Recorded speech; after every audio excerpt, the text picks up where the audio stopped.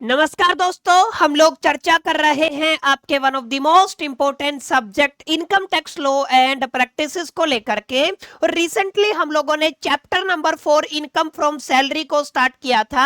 हालांकि salary chapter से जुड़ा हुआ आज का हमारा तीसरा क्लास रहेगा। इससे पहले ऑलरेडी मैं अपने चैनल के ऊपर सैलरी से जुड़ी हुई 2 क्लासेज अपलोड कर चुका हूं, जहां पर हम लोगों ने तमाम फंडामेंटल कॉन्सेप्ट्स को काफी डिटेल में, काफी गहराई में जाकर के अंडरस्टैंड कर लिया था। फाइनली आज की क्लास के अंदर हम थोड़ा आगे प्रोसीड करने वाले हैं और जितने भी बचे हुए टॉपिक हैं उनको वन बाय वन करके डिकोड करने वाले हैं। उम्मीद करता हूं आप सभी इत्मीनान से इस वीडियो लेक्चर के दरमियान मेरे साथ आखिरी तक बने रहेंगे। और हाँ, अगर आपको ये वीडियो हेल्पफुल लगता है, कंटेंट यूजफुल लगता है, तो इस वीडियो को लाइक करके अपने तमाम दोस्तों के साथ शेयर जरूर करेंगे। तो विदाउट वेस्टिंग द टाइम चलिए शुरू करते हैं। माय डियर फ्रेंड, ध्यान दीजिएगा, पिछली क्लास के अंदर ना हम लोगों ने सैलरी से जुड़े हुए 2 काफी इंपॉर्टेंट सेक्शंस को अंडरस्टैंड किया था।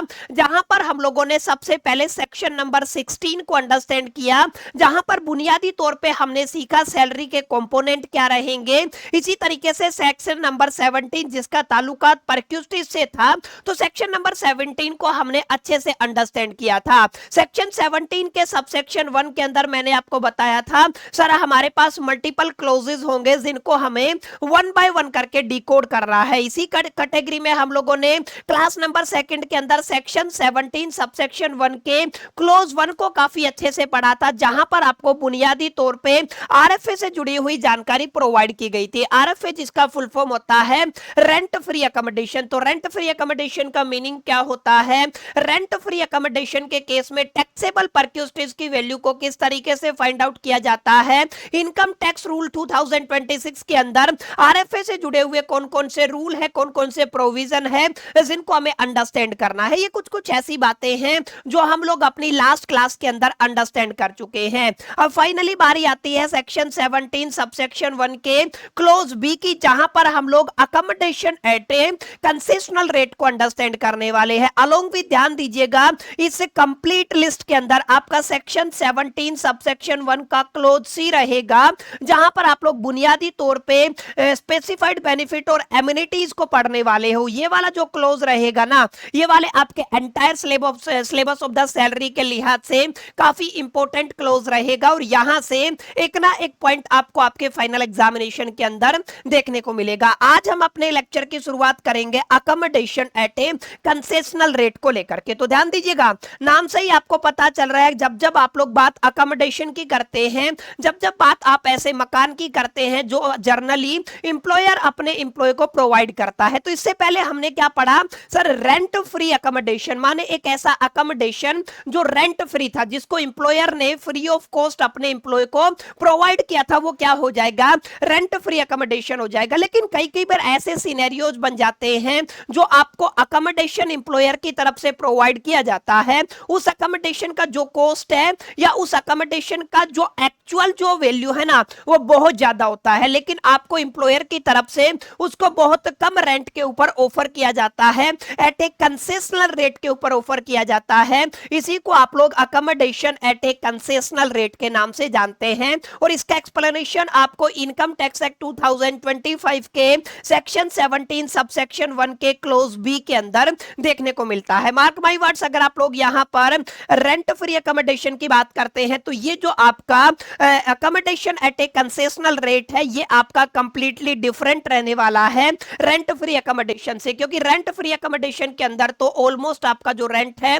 वो एक तरीके से फ्री ही होता है, लेकिन यहां पे जो आपका प्रिस्क्राइब्ड वैल्यू होता है या जो आपका वैल्यू ऑफ अकोमोडेशन होता है ना, वो कहीं ज्यादा होता है एज कंपेयर टू जो रेंट आप लोग आपके एम्प्लॉयर को पे करते हो। ठीक है, तो यही बात यहां पे लिखी हुई है। यहां पर होगा क्या, आपका जो एम्प्लॉय है ना, वो पे करेगा some rent, but the accommodation is provided below its prescribed value. समझ में आया?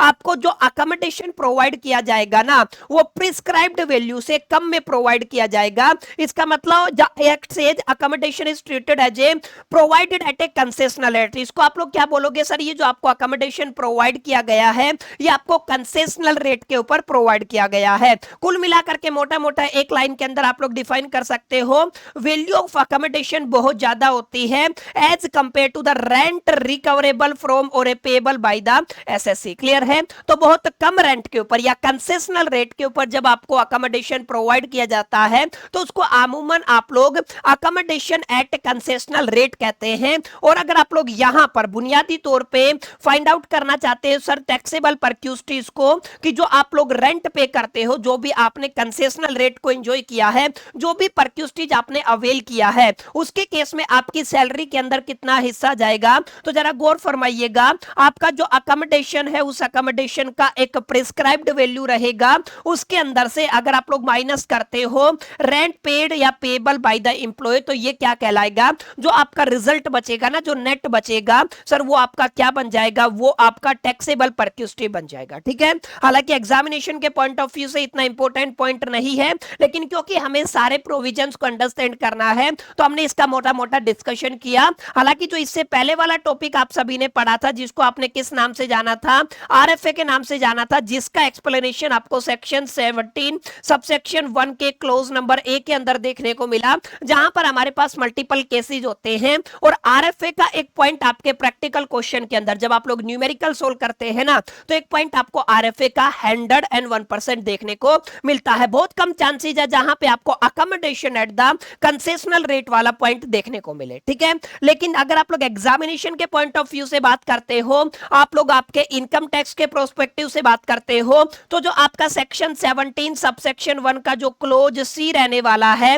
माय डियर फ्रेंड्स, ये अपने आप में काफी अहम, इंपॉर्टेंट और जरूरी रहेगा, जहां पर आप लोग बेनिफिट और एमिनिटीज की बात करते हैं। अब इनडायरेक्ट वे में बेनिफिट और एमिनिटीज का मतलब आप सभी जानते हैं सर, ये किसकी बात कर रहा है सर, यहाँ पर ये आपके परक्यूस्टीज की बात कर रहा है। तो परक्यूस्टीज का मतलब भी तो वही आपके एडिशनल बेनिफिट और एमिनिटीज होते हैं जो आपको एक एम्प्लॉयर द्वारा प्रोवाइड किए जाते हैं। अब यहाँ पे स्पेशल क्या रहेगा वो बात आपको समझनी है। क्यों मैं बार बार इस पर इतना जोर दे रहा हूं, तो ये बात आपको समझनी है सर, सेक्शन 17 सबसेक्शन 1 का क्लोज जो सी है वो हमें बताएगा अलग अलग बेनिफिट्स को लेकर के और अलग अलग परक्यूस्टीज को लेकर के, अलग अलग एमिनिटीज को लेकर के। ठीक है?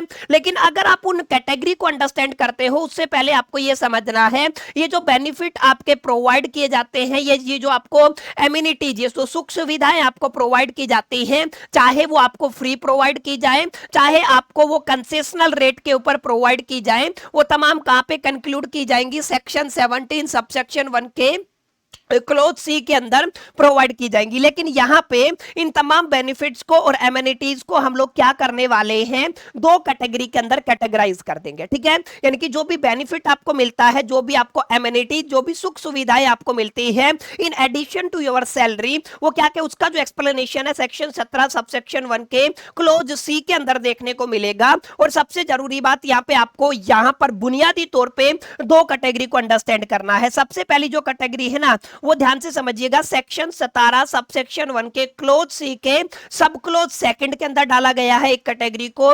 इसी तरीके से और इसी तरीके से आपका जो आपकी सब क्लोज 2 हो जाएगा। माने आप लोग मोटा मोटा ये कह सकते हो सेक्शन 17 सबसेक्शन 1 क्लोज सी और सब क्लोज 1 हो जाएगा। इसी तरीके से यहाँ पे आपका सब क्लोज 2 हो जाएगा। सब क्लोज 1 के अंदर आपको एक कैटेगरी देखने को मिलेगी, सब क्लोज 2 के अंदर माय डियर फ्रेंड्स आपको दूसरी कैटेगरी देखने को मिलने वाली है। ठीक है? अब यहाँ पे सवाल आता है सर ये दो कैटेगरी बना दी, लेकिन दोनों के अंदर बुनियादी तौर पे फर्क क्या होता है, डिफरेंस क्या होता है, तो जरा गौर फरमाइएगा। पहली कैटेगरी की अगर आप लोग बात करते हो सेक्शन 17 सबसेक्शन 1 क्लोज सी, और अगर आप लोग सब क्लोज 1 की बात करते हो, तो अगर कोई भी बेनिफिट प्रोवाइड किया जाता है किसी भी कंपनी के द्वारा to an employee who is director, समझ में आया, एक आपके कंपनी के डायरेक्टर को, यानी कि एक ऐसे एम्प्लॉय जो डायरेक्टर है, या फिर आप लोग कहोगे an employ having the substantial interest, समझ में आया। ये शब्द पर जरा गौर फरमाइएगा, आने वाले वक्त के अंदर इसका मीनिंग मैं आपको समझाऊंगा। यहाँ पे आप लोग वोटिंग राइट्स की बात करते हो, ठीक है, यहाँ पर आप लोग एक तरीके से शेयर होल्डिंग की बात करते हो, ठीक है। तो यहाँ पर कोई भी ऐसा इंप्लॉय जो आपका डायरेक्टर है, कोई भी ऐसा इंप्लॉय जिसके पास सब्सटेंशियल इंटरेस्ट होता है, ये दोनों इस कैटेगरी के अंदर आएंगे। और यहाँ पर अगर कंपनी इनको कोई भी बेनिफिट प्रोवाइड करती है तो ये आपके पहली कैटेगरी के अंदर फॉल होंगे, रादर देन ये जितने भी इंप्लॉयज बच गए वो कहां पर आ जाएंगे, आपकी दूसरी कैटेगरी के अंदर आ जाएंगे, that is section 17 subsection 1 clause C के यहाँ पे सब क्लोज सेकंड के अंदर। ठीक है,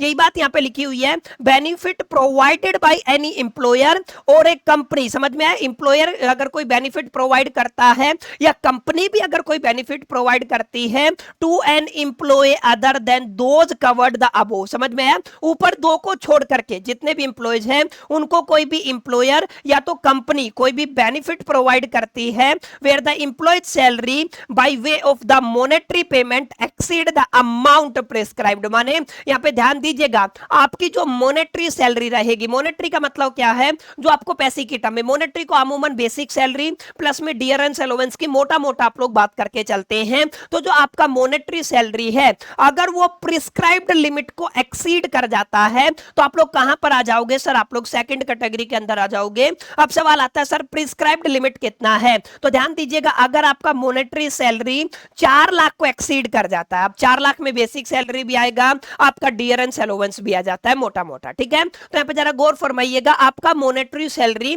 अगर 4 लाख को क्रॉस करता है यही आपका प्रिस्क्राइब्ड लिमिट है। और अगर आप लोग ना तो डायरेक्टर है ना ही सब्सटेंशियल इंटरेस्ट है, इसके अलावा अगर कोई इंप्लॉय है और यहां पर अगर कोई भी इंप्लॉयर या कंपनी आपको किसी भी तरीके का बेनिफिट प्रोवाइड करता है तो वो आपके सेक्शन 17 सबसेक्शन 1 क्लोज सी के सब क्लोज सेकंड के अंदर पढ़ाया जाएगा। Is it clear? तो यहां पे आपको दोनों कैटेगरीज को एक बार पढ़ लेना है। कैटेगरी नंबर 1 के अंदर क्या जानकारी दी गई है, इसी तरीके से आपको पढ़ना है कैटेगरी नंबर सेकंड के अंदर क्या जानकारी दी गई है। ये जो प्रिस्क्राइब्ड आपका अमाउंट दिया गया है ना, ये आपके इनकम टैक्स एक्ट के अंदर प्रिस्क्राइब नहीं किया होता है, ये आपको इनकम टैक्स रूल 2026 के अंदर देखने को मिलेगा। क्लियर है? तो इन बातों को आपको जरा गौर फरमाना है। उम्मीद करता हूं ये आपको क्लियर रहा होगा। अब इससे आगे जो बताऊंगा ना तब जाके आपको क्लैरिटी होगा कि एग्जैक्टली ये वाला सेक्शन कहता क्या है और ये क्यों इतना इंपॉर्टेंट हो जाता है। और अभी जो आपको मैं बातें बताऊंगा ना उनको पढ़ने में आपको मजा भी आएगा और आपको एक प्रैक्टिकल क्लैरिटी भी होगा एग्जैक्टली इसको वापरना कहां पर है। समझ में आया? यहां तक आपको क्लियर रहा? अब देखिए आपका इंपॉर्टेंट डिस्टिंक्शन दिया हुआ है, this provision is concerned with the benefit और एमिनिटीज इटसेल्फ। जैसे अगर आप लोग फ्री डोमेस्टिक सर्वेंट की बात करते हो, फ्री यूटिलिटीज की बात करते हो, आप एम्प्लॉयर प्रोविडेंट फंड की बात करते हो या जो आपका प्रिस्क्राइब्ड बेनिफिट्स है उनकी अगर आप लोग बात करते हो, तो इन तमाम चीजों का जो वैल्यूएशन है ना वो डिपेंड करेगा कि आप किस तरीके के बेनिफिट को अवेल कर रहे हो, अलोंग विद उसके ऊपर एप्लीकेबल रूल्स क्या है। जरा गौर फरमाइएगा, यहां पर आपका जो वैल्यूएशन है वो आपके इनकम टैक्स रूल के अकॉर्डिंग होगा। तो यहां पर आप लोग क्या लिखोगे सर, हम लोग यहां पर लिखेंगे आपके जो इनकम टैक्स रूल्स है, कौन से वाले, 2026 वाले। ठीक है, इनके अकॉर्डिंग माय डियर फ्रेंड्स आप लोग क्या कर सकते हो, यहां पे अपने वैल्यूएशन को अंजाम दे सकते हो। ठीक है, तो जो वैल्यूएशन होता है वो किसके अकॉर्डिंग होता है सर, आपके इनकम टैक्स रूल 2026 के अकॉर्डिंग होगा, ना कि इनकम टैक्स एक्ट 2025 के अकॉर्डिंग। क्योंकि इनकम टैक्स एक्ट 2025 के अकॉर्डिंग आपको केवल प्रोविजंस गिवन होंगे। ठीक है, उनके ऊपर रूल्स की अगर आप लोग बात करते हो तो वो आपको आपके रूल्स के अंदर देखने को मिलेंगे। ठीक है, अब यहां पे सवाल ये आता है कि सर थोड़ा सा कंफ्यूजन हो रहा है, मजा नहीं आ रहा चीजों को समझने में। ठीक है, तो अभी ध्यान से समझिएगा, यहां पर अगर आप लोग टेक्निकली बात करते हो सेक्शन 17 की, अभी अभी हम कौन से बात कर रहे हैं, सेक्शन 17 सबसेक्शन 3 की अगर आप लोग बात करते हो, सॉरी आपका सबसेक्शन 1 की अगर आप लोग बात करते हो, और यहां पे अगर आप लोग क्लोज सी की बात करते हो। ठीक है, तो यहां पे मैंने बताया 2 कैटेगरी आपकी बन जाएंगी, लेकिन मोटा मोटा आपको यहां पे क्या प्रोवाइड किया जाएगा, मोटा मोटा माय डियर फ्रेंड्स आपको यहां पर बेनिफिट्स प्रोवाइड किए जाएंगे, या तो आप लोग कह सकते हो आपको एमेनिटीज के बारे में जानकारी देखने को मिलेगी। ठीक है, तो आपके बेनिफिट हो सकते हैं या तो एमेनिटीज माय डियर फ्रेंड्स आपका हो सकता है। ठीक है, इतनी बात समझ में आई? रहने दे, समझ में आई इतनी बातें?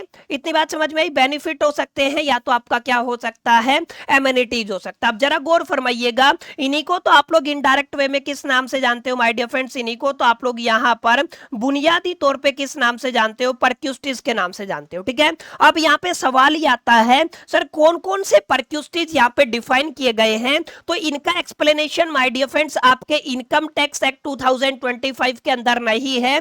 इनका एक्सप्लेनेशन जब आप लोग बुनियादी तौर पे आपके इनकम टैक्स रूल को खोलते हैं, मैंने बताया ना रूल बुक आपको खोलना पड़ेगा, तो आप लोग यहाँ पे क्या कहोगे, इनकम टैक्स रूल की अगर आप लोग बात करते हो 2026 के अकॉर्डिंग, और यहां पर अगर आप लोग बुनियादी तौर पे ओपन करना चाहते हो तो रूल नंबर 3 पर आपको आ जाना है। रूल नंबर 3 डिफाइन करता है एग्जैक्टली कौन कौन से बेनिफिट रहेंगे, कौन कौन सी एमिनिटीज रहेंगी और इनके वैल्यूएशन के तरीके क्या रहेंगे। समझ में आया? यहां पे अगर आप लोग एक्ट की बात करते हो, बेयर एक्ट की बात करते हो, तो ये सारी बातें लिखी हुई है, ठीक है। लेकिन एग्जैक्टली ग्राउंड लेवल पे क्या चीजें चलेंगी उसकी जानकारी आपको कहां पे देखने को मिलेगी माय डियर फ्रेंड्स, उसकी जानकारी आपको रूल नंबर 3 के अंदर देखने को मिलेगी। और रूल नंबर 3 कहां पे लिखा हुआ है, आपके इनकम टैक्स रूल 2026 के अकॉर्डिंग मैं बात कर रहा हूं। समझ में आई मेरी बातें? क्लियर रहा इतना पॉइंट? अब थोड़ा आगे बढ़ते हैं, जरा गौर फरमाइएगा, ठीक है। अब यहां पे जो जो पॉइंट अभी मैं आपको बताने वाला हूं ना, हर एक पॉइंट के ऊपर एक सेपरेट वीडियो आएगा, हर एक पॉइंट एग्जामिनेशन के पॉइंट ऑफ व्यू से इंपॉर्टेंट रहेगा, ठीक है। अब यहां पे जो सबसे पहले आपको बेनिफिट प्रोवाइड किया जाता है ना, उस बेनिफिट के अंदर आप लोग सबसे पहले मोटर कार या अदर कन्वीनियंस की बात करते हैं। अमूमन आपके पेपर के अंदर ग्रेजुएशन और पोस्ट ग्रेजुएशन के जो एग्जामिनेशन होते हैं, यूनिवर्सिटी जो एग्जामिनेशन होते हैं, डिस्क्रिप्टिव जो पेपर होता है जहां पे आपको प्रॉपर एक्सप्लेनेशन देना होता है, वहां पर आपको मोटर कार का एक पॉइंट जरूर देखने को मिलता है जहां पर हमें सैलरी को कैलकुलेट करना होता है। समझ में आया?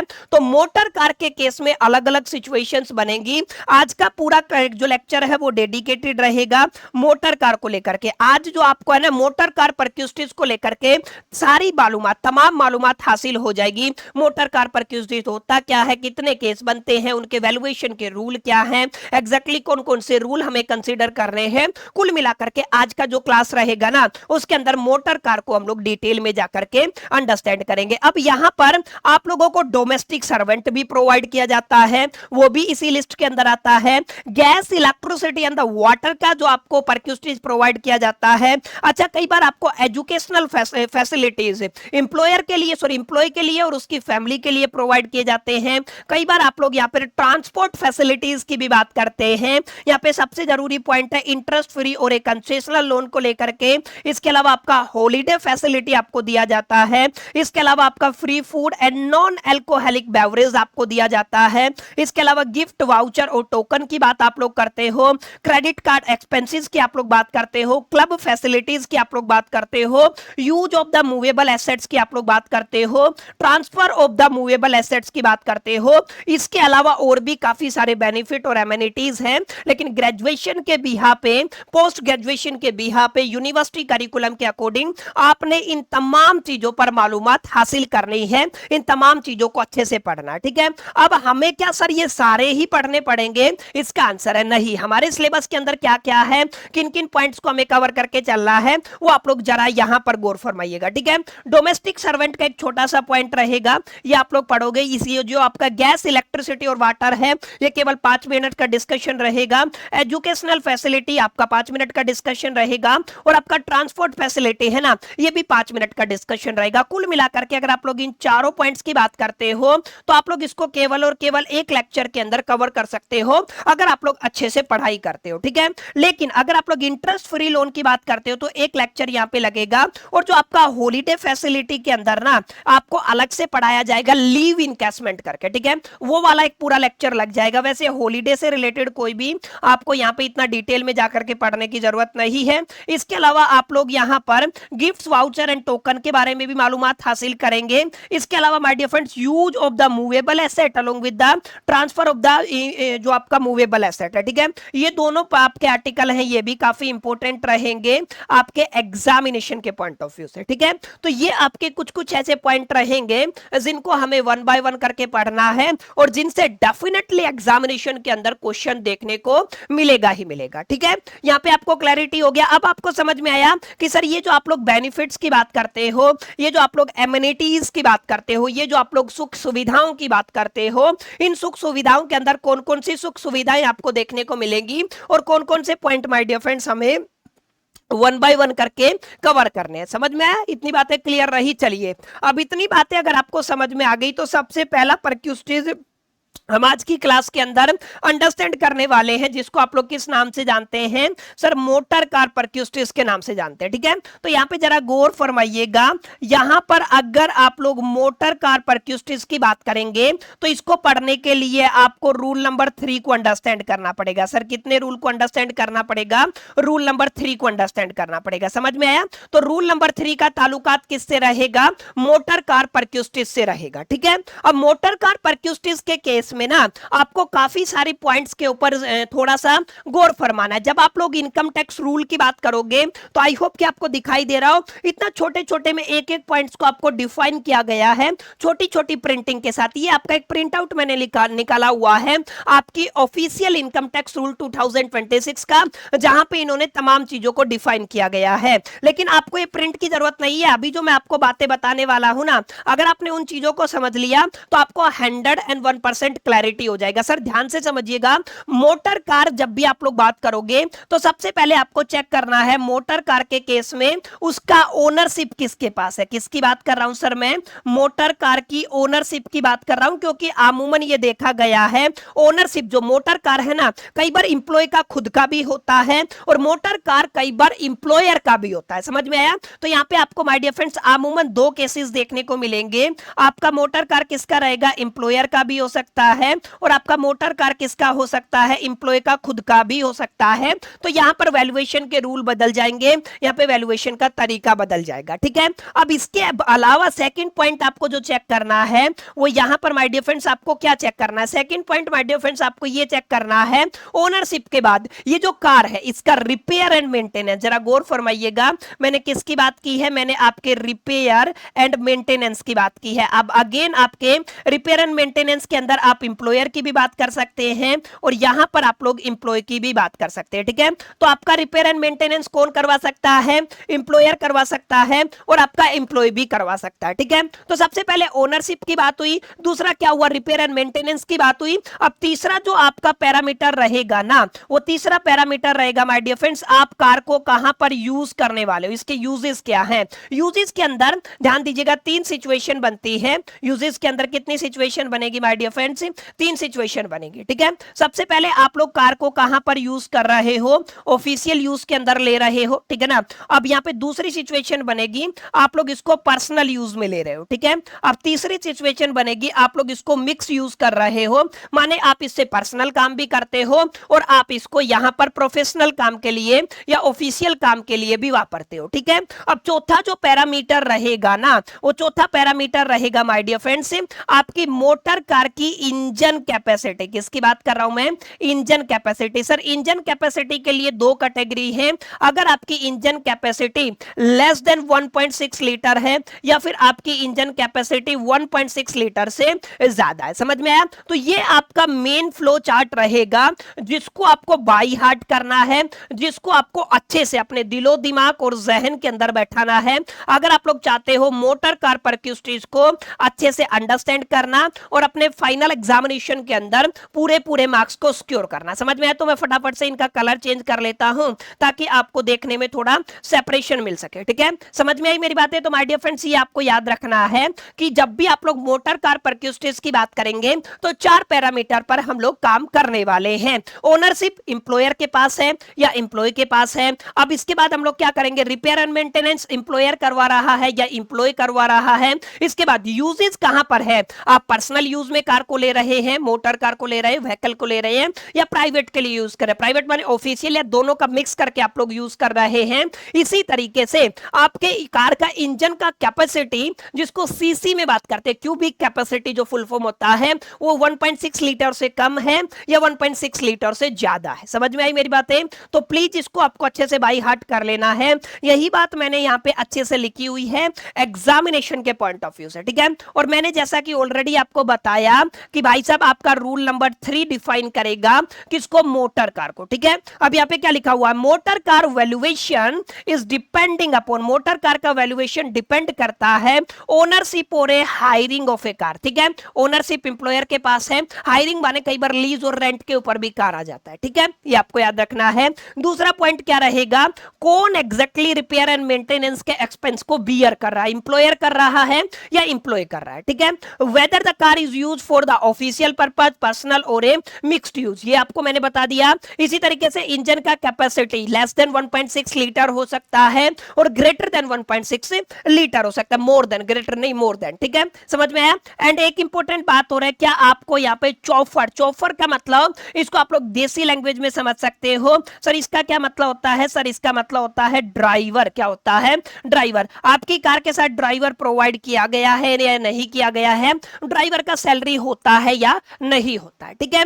अब जरा गौर फरमाइएगा, चाहे कार को हायर किया हो, चाहे उसका ओनरशिप की बात कर लीजिए, ठीक है, कार की हायरिंग की बात कीजिए, चाहे आप लोग ओनरशिप की बात कीजिए, जो मैं बात अभी आपको बता रहा हूं जरा गौर फरमाइएगा, काफी इंपॉर्टेंट है, ठीक है। यहां पे ध्यान दीजिएगा, अगर आपकी कार चाहे ओनर है, ओनर चाहे उसका कोई भी है, कोई भी मतलब हो सकता है वो आपका एम्प्लॉयर हो सकता है वो आपका एम्प्लॉय हो, ठीक है, या फिर कार ओनर ना करके यहाँ पे हायर किया गया है, लेकिन अगर उस कार को कहां पर यूज किया गया है, अगर उस कार को बुनियादी तौर पे होली पूरी तरीके से ऑफिशियल ड्यूटीज के लिए यूज किया गया, ठीक है। अब कार को किसके लिए यूज किया गया है? ऑफिशियल ड्यूटीज के लिए यूज किया गया है, तो यहां पर जो एम्प्लॉय है उसका कोई बेनिफिट नहीं हुआ, तो इनडायरेक्ट वे में सैलरी, उसकी सैलरी क्यों बनेगी टैक्सेबल? उसकी सैलरी के ऊपर क्यों टैक्स देना पड़ेगा? यानी कि ये तो आपका ऑफिशियल पर्पस से यूज हुआ है, तो ये आपका एम्प्लॉय का लायबिलिटी नहीं बनता है। दैट्स व्हाई यहां पे जो आपकी परक्यूस्टेज का वैल्यू आएगा वो नील बटा सन्नाटा माने जीरो आएगा, समझ में आया। तो यहाँ पे आपका परक्यूस्टेज कितना बनेगा? जीरो बनेगा, समझ में आया। यहाँ पे ध्यान दीजिएगा, अगर कोई भी एम्प्लॉय कार को कंप्लीटली ऑफिशियल ड्यूटीज के दरमियान यूज करता है तो उसको कुछ इंपॉर्टेंट डॉक्यूमेंट्स को मेंटेन करना होगा, जैसे उसको अपनी कंप्लीट जर्नी की डिटेल्स को मेंटेन करना होगा, उसको जो भी आपके सर्टिफिकेट है किसके expenditure was in accrued wholly and exclusively for the official duty, इन दोनों डॉक्यूमेंट को अब ये कंपलसरी कर दिया गया है, ये दोनों डॉक्यूमेंट अब उसको मेंटेन करने पड़ेंगे, समझ में आया।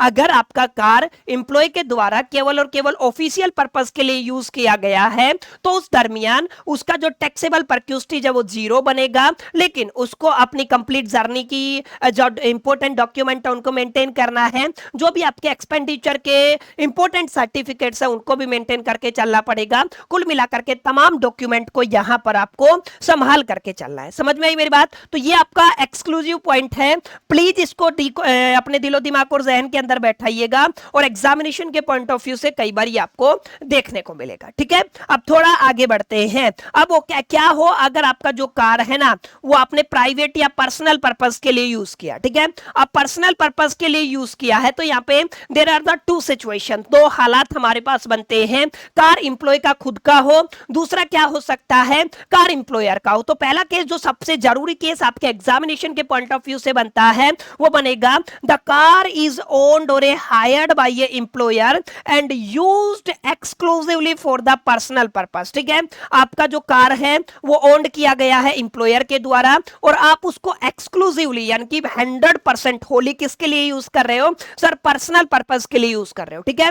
तो इन दैट पर्टिकुलर सिचुएशन अब आपने कार को खुद के फायदे के लिए यूज किया तो यहां पे आपका टैक्सेबल परक्यूस्टेज बनेगा। क्या बनेगा? टैक्सेबल परक्यूस्टेज बनेगा, ठीक है। अगर यहां पर एक सिचुएशन और है, अगर आपका रिपेयर एंड मेंटेनेंस भी किसके पास है? एम्प्लॉयर के पास है, तो आप लोग क्या लिखोगे? रिपेयर एंड मेंटेनेंस किसके पास है? एम्प्लॉयर के पास है। देखिए रिपेयर एंड मेंटेनेंस अगर आपका एम्प्लॉयर करता है तो यहां पर आपको उसको ऐड करना पड़ेगा, अगर रिपेयर एंड मेंटेनेंस आपका एम्प्लॉय खुद करता है तो उस पर्टिकुलर सिचुएशन में आपको ऐड करने की जरूरत नहीं है। कुल मिलाकर के आप लोग क्या कहोगे? आपका जो परक्यूस्टेज का वैल्यू है ना वो क्या होगा? सर एक्चुअल में जो उसका रनिंग एंड मेंटेनेंस एक्सपेंस आया, जो आपका रनिंग एंड मेंटेनेंस एक्सपेंस आया है, अगर उस कार का running and maintenance cost paid by the employer है, अगर आपने अपनी पॉकेट से पैसा पे किया है रनिंग एंड मेंटेनेंस के लिए तो उसको आपको ऐड करने की यहां पे जरूरत नहीं है, समझ में आया। अगर एम्प्लॉयर ने देखिए और उसका ओनर या हायरिंग भी एम्प्लॉयर कर रहा है और उसका रनिंग एंड मेंटेनेंस कॉस्ट भी कौन वियर कर रहा है? सर आपका एम्प्लॉयर वियर कर रहा है, तो उस पर्टिकुलर सिचुएशन के अंदर उसका रनिंग एंड मेंटेनेंस कॉस्ट आप लोग यहां पे ऐड करेंगे। आपका ड्राइवर का सैलरी आपको ऐड करना है अगर कोई अवेलेबल है, प्लस में जो आपका नॉर्मल वीआर एंड टीयर जो होता है, नॉर्मल वीआर एंड टीयर आपने कहां पे देखा sir, this is a depreciation, ये क्या होता है डेप्रिशिएशन। और नॉर्मल वियर एंड टीयर के केस में आप लोग 10% per annum of actual cost को लेकर के चलेंगे, ये आपके रूल के अंदर प्रिस्क्राइब्ड किया गया है। अब इसमें से आपको क्या माइनस कर देना है, amount recovered from the employee को क्या कर देना है, माइनस कर देना है। तो आपको क्या मिल जाएगा, आपको यहां पर परक्यूस्टिस का वैल्यू मिल जाएगा, या कहूं आपके टैक्सेबल परक्यूस्टिस का माय डियर फ्रेंड्स आपको यहां पर वैल्यू मिल जाएगा। ठीक है, इसको एक एग्जांपल से समझाने की कोशिश करता हूं ताकि आपको बेटर क्लैरिटी हो सके। ठीक है, अब यहां पे जो आपका ओनर है वो कौन है, एम्प्लॉयर है। ठीक है सर, समझ में आ गया। उसका रनिंग एंड मेंटेनेंस कॉस्ट कौन कर रहा है, सर एम्प्लॉयर कर रहा है। ठीक है, अब यहाँ पे आपका जो ड्राइवर है ना, उस ड्राइवर का सैलरी है टोटल 1 लाख रुपया साल का, ये मैंने मान लिया। ठीक है, ड्राइवर का सैलरी आ गया। अब जरा गौर फरमाइएगा, इसका जो रनिंग एंड मेंटेनेंस कॉस्ट आपका है वो मैंने मान लिया कितना है, आपका 2 लाख रुपए। एक रैंडम एग्जांपल ले रहा हूं, ठीक है, हाइपोथेटिकल एग्जांपल है। अब जरा गौर फरमाइएगा, इसका नॉर्मल वियर एंड टीयर क्या बनेगा, वियर एंड टीयर जो 10% आपका बना है मैंने निकाल लिया, वो कितना आ गया, 50,000 आ गया। मैं एक रैंडम एग्जांपल ले रहा हूं। ठीक है, अब इसी तरीके से अब यहां पर अगर मेंटेनेंस कॉस्ट भी आ गया। ठीक है, अब यहां पे जरा गौर फरमाइएगा, अब आपसे जो अमाउंट रिकवर किया गया, आपने इसको पर्सनल यूज में लिया, तो आपने मान लीजिए आपके कितना पे कर दिया, 1 लाख रुपया पे किया है अपने एम्प्लॉयर को। ठीक है, तो कायदा कानून क्या कहता है सर, आपको इन तीनों चीजों को ऐड करना है, यानी कि आपका actual running and maintenance cost, आपका ड्राइवर का salary, normal wear and tear. अगर आप लोग देखोगे 1 और 2 3 लाख, 3.5 लाख का अमाउंट बनेगा, तो आप लोग क्या कहोगे, सर हमारे पास 3.5 लाख का अमाउंट है, माइनस कर देना है आपने कितना अमाउंट पे किया है, सर 1 लाख रुपया पे अब अमाउंट पे किया है, तो आपका जो अमाउंट बनेगा दैट वुड बी 2,50,000, 2.5 लाख रुपया आपका बनेगा। सर ये आपका टैक्सेबल परक्यूस्टिज हो जाएगा। ये अमाउंट कैसा हो जाएगा सर, इसको आप लोग यहां पर क्या बोलोगे, टैक्सेबल परक्यूस्टिज बोलोगे। Is it clear? तो ये क्या हो जाएगा माय डियर फ्रेंड्स, ये आपका टैक्सेबल परक्यूस्टिज की कैटेगरी के अंदर आ जाएगा। ये आपको थोड़ा सा याद रखना है कि टैक्सेबल परक्यूस्टिज को कैसे ट्रीट किया जाता है, समझ में आया? तो ये आपका पहला केस है। अगर आप लोग यहां पर बुनियादी तौर पे कार का जो ओनर है वो कौन है, या हायर एम्प्लॉयर ने किया है, और रनिंग एंड मेंटेनेंस कॉस्ट भी कौन कर रहा है, एम्प्लॉयर कर रहा है। ठीक है, अब आप लोग ऐसा मान करके चलो कि कार को हायर तो एम्प्लॉयर ने किया है, लेकिन ये जो रनिंग एंड मेंटेनेंस कॉस्ट है ना, ये एम्प्लॉयर ने पे ना करके ये किसने पे किया है, मैंने मान लिया ये आपके एम्प्लॉय ने खुद ने वियर किया है। तो अब यहां पे क्या करोगे सर, इस रनिंग एंड मेंटेनेंस कॉस्ट को आप लोग यहां पर हटा दोगे, टैक्सेबल के अंदर इसको इंक्लूड करके नहीं चलोगे। Is it clear? माने जब आपका running and maintenance cost wear by the employee होता है तो ये वाला पॉइंट हट जाता है। उस केस में नॉर्मल वियर एंड टीयर आ जाएगा और आपका जो ड्राइवर का सैलरी है वो आ जाएगा। दोनों को प्लस करके अगर आपने कोई अमाउंट आपसे रिकवर किया गया है उसको माइनस कर देंगे तो आपको टैक्सेबल परक्यूस्टिज का वैल्यू मिल जाएगा। Is it clear? समझ में आई मेरी बातें? तो यही आपको यहां पर पढ़ना है, इसी बात को आपको बाई हार्ट करना। जैसे अब यहीं पे एक दूसरा एग्जांपल ले लें, यहीं पे मैंने मान लिया ये जो रिपेयर एंड मेंटेनेंस का कॉस्ट है ना, ये किसने वियर किया है, ये आपके एम्प्लॉय ने खुद ने किया। ठीक है, तो यहां पे जब आप लोग कैलकुलेशन करेंगे तो आप लोग क्या कहेंगे, सर आपका ड्राइवर का सैलरी कितना है, सर आपका 1 लाख रुपए है, और आपका वियर एंड टीयर कितना बन रहा है, सर आपका 50,000 है। क्योंकि रनिंग एंड मेंटेनेंस एम्प्लॉय ने वियर किया है तो अब इसको ऐड करने की जरूरत नहीं है। आपसे कितना अमाउंट रिकवर किया गया है, सर 1 लाख रुपए, तो आप लोग क्या करोगे, सर आपका टोटल कितना हो गया, 1.5 लाख हो गया, माइनस में ऐसे आपने क्या किया, 1 लाख रुपए यहाँ पे माइनस कर दिया, तो सर आपको कितना मिल जाएगा, 50,000 मिल जाएगा। तो यहां पर जो फाइनल आंसर आएगा ना वो आपका 50,000 एज ए टैक्सेबल परक्यूस्टिज आएगा in the case of the motor car. समझ में आया? तो ये पूरा मोटर कार का एक सीन है जहां पे अगर आप लोग कार को प्राइवेट और पर्सनल पर्पस के लिए यूज करते हैं तो एग्जैक्टली उसका ट्रीटमेंट क्या होगा, वैल्यूएशन रूल क्या कहते हैं, तरीका क्या रहेगा, किन किन कंपोनेंट को ऐड करना है, वियर एंड टीयर आप लोग कितना लेकर के चलेंगे। Is it clear? समझ में आई मेरी बातें? तो माय डियर फ्रेंड्स प्लीज इसको नोट कर लीजिएगा, काफी इंपॉर्टेंट पॉइंट है आपके एग्जामिनेशन के पॉइंट ऑफ व्यू से भी, और अगर आप लोग इनकम टैक्स को अंडरस्टैंड करना चाहते हैं तो उस पॉइंट ऑफ व्यू से भी। ठीक है, चलिए आगे बढ़ते हैं। अब यहाँ पे क्या हो रहा है, अगर आप लोग इसको मिक्स्ड यूज में लेकर के चलते हैं, क्या करते हैं, मिक्स्ड यूज में लेकर के चलते, माने आप इसको प्राइवेट काम के लिए भी यूज कर रहे हैं और आप लोग इसको पर्सनल काम के लिए भी यूज कर रहे हैं। ठीक है, अब प्राइवेट काम और पर्सनल काम को जब आप लोग कंबाइन कर देते हैं, दोनों को एड ऑन कर देते हैं तो उस पर्टिकुलर सिचुएशन के अंदर वैल्यूएशन रूल्स चेंज हो जाते हैं, ठीक है। अब यहाँ पे मैंने मान लिया ये जो आपका एम्प्लॉयर है ना वो आपका एक्सपेंसेस को क्या कर रहा है, बियर कर रहा है, क्या कर रहा है, बियर कर रहा है। और कार को कैसे यूज किया गया है, ऑफिशियली यूज किया गया है, कुछ हिस्से में आपने उसको ऑफिशियल काम में भी लिया है और पर्सनल काम में भी लिया है, ठीक है। रिपेयर एंड मेंटेनेंस भी कौन कर रहा है, सर आपका एम्प्लॉयर कर रहा है, ठीक है। तो इस पर्टिकुलर सिचुएशन के अंदर we must check the cubic capacity of the engine, means the capacity of the engine. हमें क्या चेक करना है, सर इंजन की कैपेसिटी को चेक करना है, समझ में आया। अब यहाँ पे ध्यान दीजिएगा आपका जो कार किसके नाम पे है, सर कार आप लोग ये मान करके चले एम्प्लॉयर के नाम पे, ओनरशिप एम्प्लॉयर के पास है, ठीक है, या एम्प्लॉय के पास है, व्हाटएवर यू कैन से। लेकिन रनिंग एंड मेंटेनेंस कौन कॉस्ट पे कर रहा है, sir running and maintenance cost किसके पास है, एम्प्लॉयर के पास है। कौन पे कर रहा है, सर एम्प्लॉयर पे कर रहा है, ठीक है। उस पर्टिकुलर सिचुएशन के अंदर we must check the cubic capacity of the engine कि वो आपका लेस देन 1.6 लीटर है या मोर देन 1.6 लीटर है, ठीक है। तो there are the two possibility, less than और मोर देन, ठीक है। तो अगर आपका इंजन का कैपेसिटी कितना होता है, 1.6 लीटर से कम होता है या इसके इक्वल होता है, चाहे आपका इलेक्ट्रिक व्हीकल हो चाहे आपका नॉर्मल व्हीकल हो, तो आपका मंथली जो वैल्यू निकल के आएगा ना वो आपका 5000 निकल के आएगा, समझ में है। तो आपका मंथली वैल्यू कितना निकलेगा, 5000 निकलेगा। इसी तरीके से अगर आपका जो इंजन का कैपेसिटी है वो एक्सीड कर जाता है 1.6 लीटर को, तो आपका मंथली वैल्यू कितना निकल के आएगा, 7000 निकल के आएगा। अलोंग विद अगर आपके पास ड्राइवर है तो ड्राइवर का कॉस्ट आपको मंथली 3000 पर मंथ कंक्लूड करके चलना है, समझ में है। तो ये आपका पूरा का पूरा एक तरीका रहेगा जिसके ऊपर पूरी की पूरी कैलकुलेशन डिपेंड करेगी, ठीक है। अब जैसे अगर आप लोग इसको एग्जीक्यूट करना चाहो तो कैसे समझोगे, लेट अस से हम एक एग्जांपल से समझ लेते हैं। यहां पे आपके जो कार का एक तरीके से आप लोग ये मान करके चले रिपेयर एंड मेंटेनेंस की अगर आप लोग बात करते हो तो ये कौन वियर कर रहा है, सर आपका एम्प्लॉयर वियर कर रहा है, ठीक है। अब हमारे पास जो कार का कैपेसिटी है ना वो मैंने मान लिया आपका कितना है, सर आपका मोर देन 1.6 लीटर है, ठीक है। आपका जो कैपेसिटी है वो कितना है my dear friends, more than 1.6 litre है। और यहां पर आप ध्यान दीजिएगा अगर आपको यहाँ पे टैक्सेबल परक्यूस्टिस की वैल्यू को कैलकुलेट करना है, अगर आप लोग मोर देन 1.6 लीटर की बात करते हो तो मंथली कितना कैलकुलेट होगा, 7000 कैलकुलेट होगा, ठीक है। तो आप लोग क्या करोगे, सबसे पहले 7000 को 12 से मल्टीप्लाई करोगे, 12 को अगर आप लोग 7 से मल्टीप्लाई करोगे, एक बार सबसे पहले आपको क्या करना पड़ेगा, 12 को कितने से मल्टीप्लाई करना पड़ेगा, 7 से। तो 12 मल्टीप्लाई में कितना आ जाएगा, 7, 84, ठीक है। तो ये कितना हो गया, 84,000 हो गया सबसे पहले। तो क्लियर, ये आपका एक फैक्टर निकल आया। अब इसी तरीके से दूसरा फैक्टर क्या निकल करके आ गया, सर ड्राइवर है तो ड्राइवर का भी हमें देखना पड़ेगा। मैंने मान लिया ड्राइवर है, ड्राइवर को कितना पे करना है, 3000, 12, 24, 12, 3, 36 माने 36,000 आपको यहाँ पर पे करना है, समझ में आया। अब आप लोग क्या करोगे, इन दोनों को ऐड कर दोगे।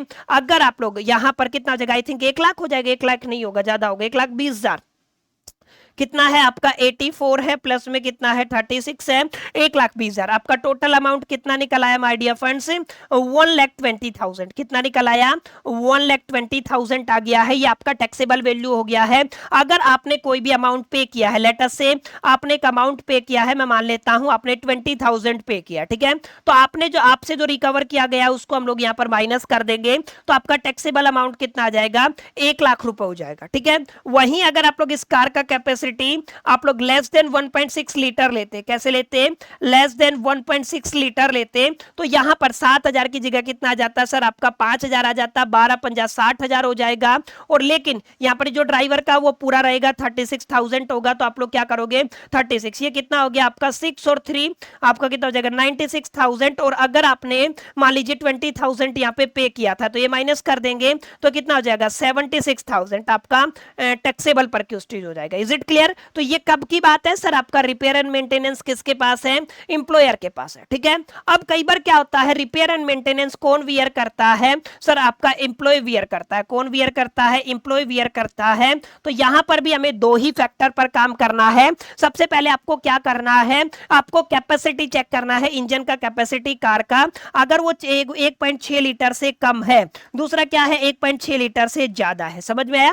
तो यहां पे मंथली वैल्यू कितना आएगा, 2000 आएगा, ड्राइवर का अगेन 5000 आएगा। अगर आपका कैपेसिटी 1.6 से ज्यादा है तो यहाँ पे 2 की जगह कितना हो जाएगा 3000, और यहाँ पे ड्राइवर का कितना रहेगा 3000। तो जरा गौर फरमाइएगा, तमाम केसेस के अंदर ड्राइवर का जो पर मंथ का सैलरी है ना वो सेम रहेगा 3000। बस अगर आप लोग यहाँ पर आपका रिपेयर एंड मेंटेनेंस एम्प्लॉयर पे करता है तो यहाँ पे 5000 और 7000 का वैल्यू आएगा, और यहाँ पर देखोगे तो आपका 2000 एंड 3000 का वैल्यू आएगा। ठीक है, ये आपको याद रखना है। अगर आपने इन तमाम चीजों को कंक्लूड कर लिया, अगर आपने इन तमाम चीजों को अच्छे से प्रैक्टिस कर लिया, तो I am 100% damn sure motor car perquisite से जुड़ा हुआ कोई भी पॉइंट अगर आपकी सैलरी कैलकुलेशन के न्यूमेरिकल्स में डाला जाएगा तो you are 101% able to solve it. ठीक है, आप लोग इसको बड़े प्यार से बड़े आराम से क्या कर सकते हो माय डियर फ्रेंड्स, सोल्व कर सकते हैं। समझ में आई मेरी बातें? इतनी बातें क्लियर रही होंगी, उम्मीद मैं ऐसा करता हूं। ठीक है, तो ये आपका माय डियर फ्रेंड्स कुछ डिस्कशन हम लोगों ने आज की क्लास के अंदर किया on the behalf of the motor car perquisite. ठीक है, तो अब इसको अगर आप लोग कंक्लूड करना चाहो तो कंक्लूड भी कर सकते हो। अलग अलग हमारे पास न्यूमेरिकल्स होती हैं जिनके बिहाफ पे माय डियर फ्रेंड्स आप लोग क्या करोगे, प्रैक्टिस करोगे। ठीक है, अब यहाँ पे आज की क्लास के अंदर मैंने मोटा मोटा जरा गौर फरमाइएगा, मैंने बताया आपका सेक्शन 17 सबसेक्शन 1 क्लोज बी है, जहां पे आप लोग accommodation eight a concessional rate की बात करते हो, इसका वैल्यूएशन कैसे करना है इस मुद्दे पर चर्चा किया। सेक्शन 17 सबसेक्शन 1 क्लोज सी, जहां पर हम लोग स्पेसिफाइड बेनिफिट और एमिनिटीज की बात करते हैं, ये आपके परक्यूसिट होते हैं, जहां पर आपने दो कैटेगरी में कैटेगराइज कर दिया। Category number 1 section 17 subsection 1 clause C, और यहां पे आपका सब क्लोज 1 हो जाएगा।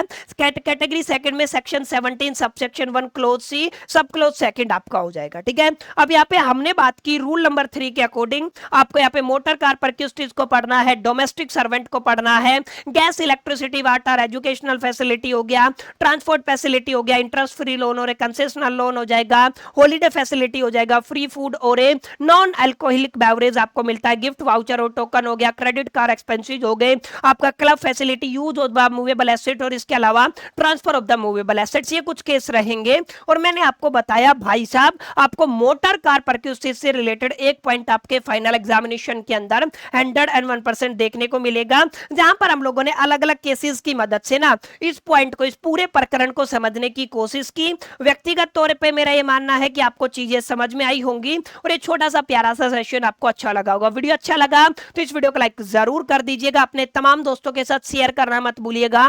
पहली दफे चैनल पे आए हैं तो सब्सक्राइब करके बेल आइकन को जरूर प्रेस कर दीजिएगा। इस वीडियो के अंदर इतना ही, मिलते हैं नेक्स्ट वीडियो के अंदर। जब तक लिए मैं तो सोल दी बास, टिल कीप लर्निंग।